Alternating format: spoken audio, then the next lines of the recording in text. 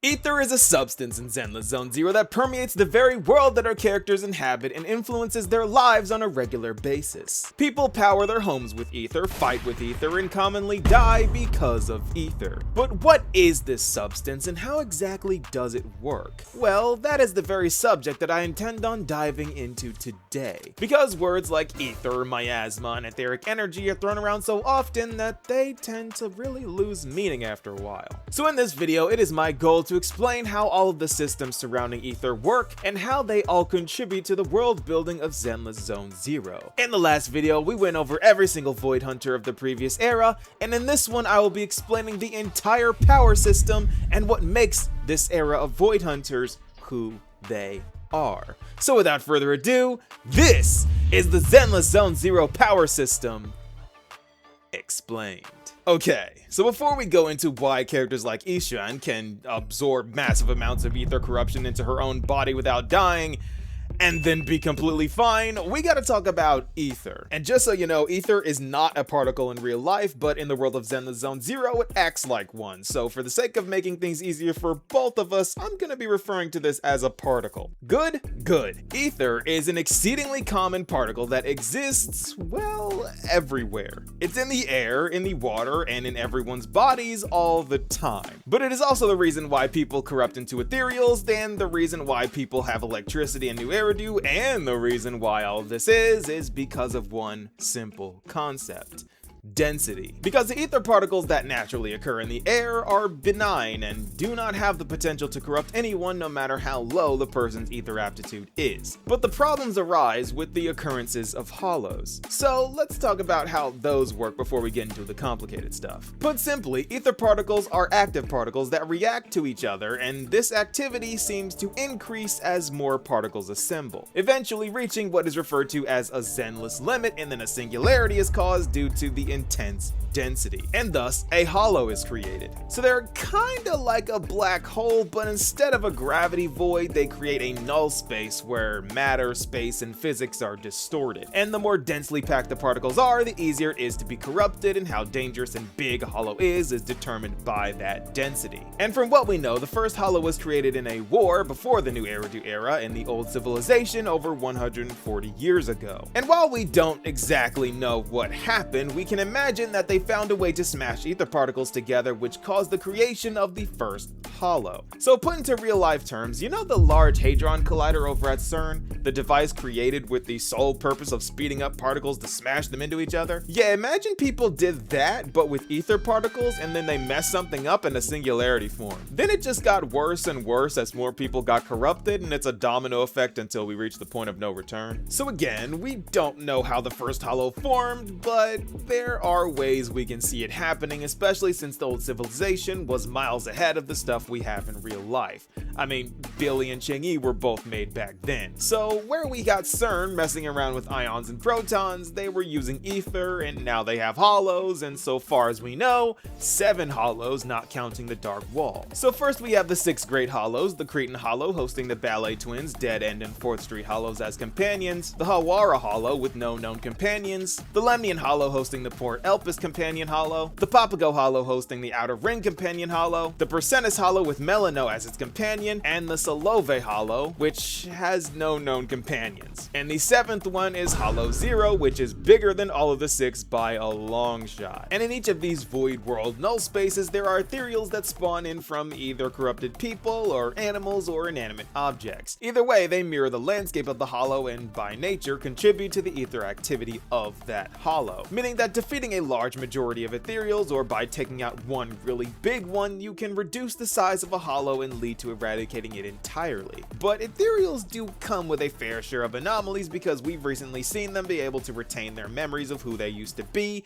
like with Lucia's Ade, which is strange, but we do know that hollows can track memories somehow due to Idari's ability to see the traces people leave in hollows. But besides the anomalous nature of the ethereals, this gets even more complicated because ether can come in different states. So far we've seen it in solid form, liquid form, and gaseous form. The solid form being the crystals, the liquid form being miasma from Lemnian Hollow, and the gaseous form involving the Shiryu pillars. So, well, we'll get to that later. Because depending on the state of the ether inside of the hollows, different measures need to be taken. Ether in crystal form is rather dormant unless they are forming on the human body, which means the person is a goner or close to it. But other than being in physical contact with ether crystals, they don't seem too lethal so far as we've seen. It just denotes how corrupted an area is and doesn't affect anything it isn't touching. Because solids have tightly packed particles that don't move.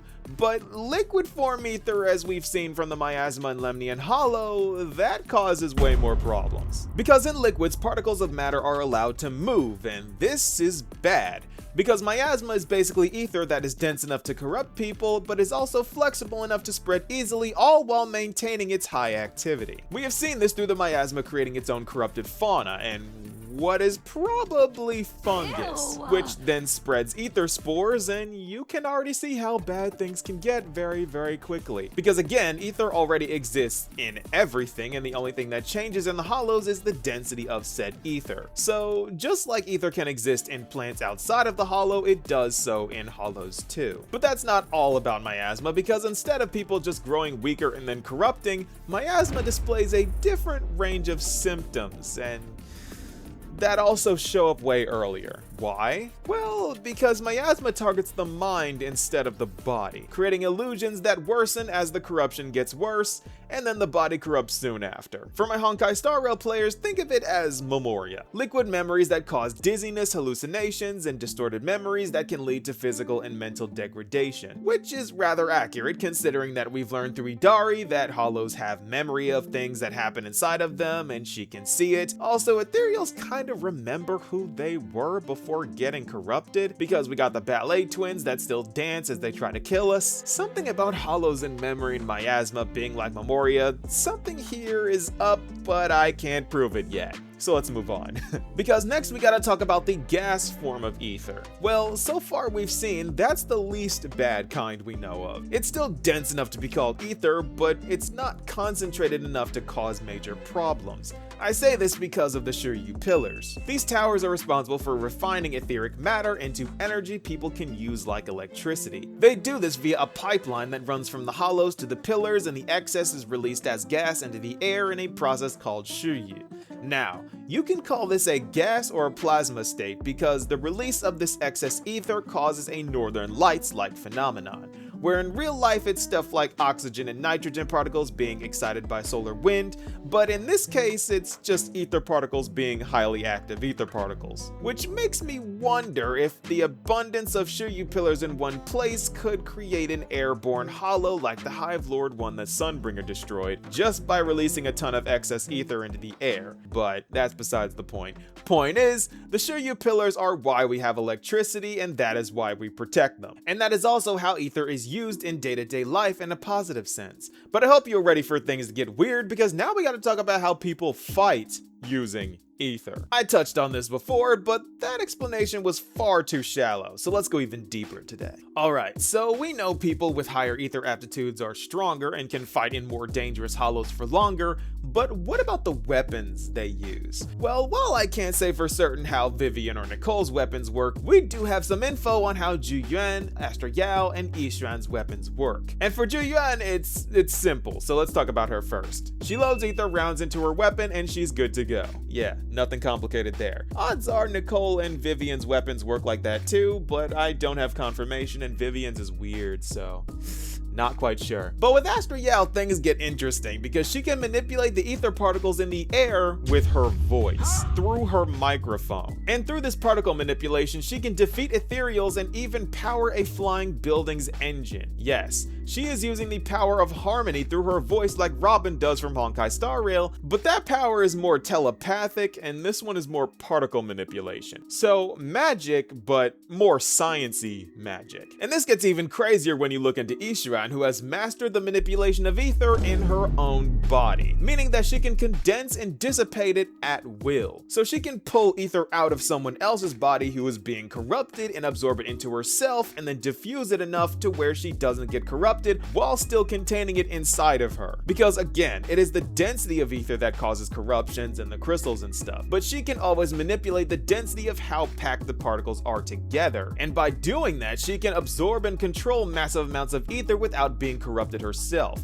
meaning that she can kind of bypass the restraints of ether aptitude, because she can always modify the density to fit her own body's limits. She has mastered her own body to just that much of an extent. She is an ether tank. But that's not all, because she can also use the ether that she contains in her body as a weapon. So yes, she doesn't use a weapon because her mastery over her own body has turned her into the weapon. Her auric ink and Qingming bird are manifestations created from her own ether. That is why she's so good against miasma. She uses miasma to fight, but it's her own brand of miasma, so it doesn't hurt her. And that is exactly what makes her Void Hunter level. It would take an insane amount of ether energy for her to not be able to contain it. So yeah, ether is a wide-ranging concept that is what is killing the world, sustaining the world, and allowing humanity to fight back all at the same time. It is a particle that exists in the air that is mostly benign but can be dangerous when concentrated. And for some reason, people during a war found a way to stick them together, creating the first hollow, which created even more hollows due to the density. And now we are facing an apocalyptic threat